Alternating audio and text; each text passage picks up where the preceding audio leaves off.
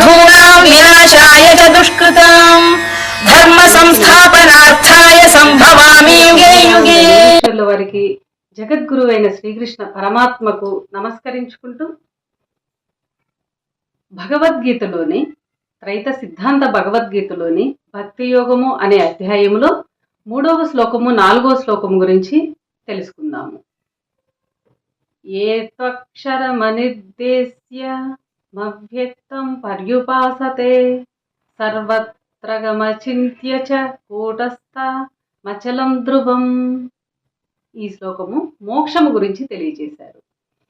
4వ శ్లోకము సన్నియమ్యేంద్రియ గ్రామం సర్వత్ర సమబుద్ధయః తే ప్రాప్నువంతి మామేవ సర్వభూతహితే రతః. ఈ శ్లోకము బ్రహ్మయోగము గురించి తెలియచేశారు. భావము అక్షరమైనది, నిర్దేశించబడనిది, కనిపించనిది, ఆలోచన కందనిది, కూటస్థమైనది, అచలమైనది, శాశ్వతమైనది, అంతటా వ్యాపించినది అయిన పరమాత్మను ఉపాసించువారు ఇంద్రియములను నిగ్రహించి అన్నిటి యందు బుద్ధి సమము చేసి సర్వభూత హితులైన వారు నన్ను పొందగలుగుచున్నారు. వివరము: ముక్తిని పొందుకోరువారు 3 మార్గములను అనుసరిస్తున్నారు అనుకున్నాము కదా. ముక్తిని పొందాలి అనుకున్నవారు 3 మార్గాలనే అనుసరిస్తున్నారు. ఆ 3 మార్గములలో ఏదో ఒక మార్గమును అనుసరించి ఆచరించి పరమ పదమును అనుగమ్యమును చేరినవాడు నాశనము లేనివాడై పంచభూతములకు అతీతుడవును. పంచభూతములలో ఏ శక్తి వాణ్ణి ఏమీ చేయలేదు. వాడప్పుడు పరమాత్మయే. గమ్యము చేరినవాడు ఇచట ఉన్నాడని, అచట లేడని, ఫలానా వాడని నిర్దేశించబడని వాడుగా మారి ఉన్నాడు. మోక్షము పొందినవాడు మారి ఉన్నాడు. ఏ శక్తి వాణ్ణి ఏమీ చేయదు, ఫలానా వాడని నిర్దేశించబడని వాడుగా మారి ఉన్నాడు. అప్పుడు వాడు సర్వవ్యాపి అయిన పరమాత్మ అయి ఉన్నాడు.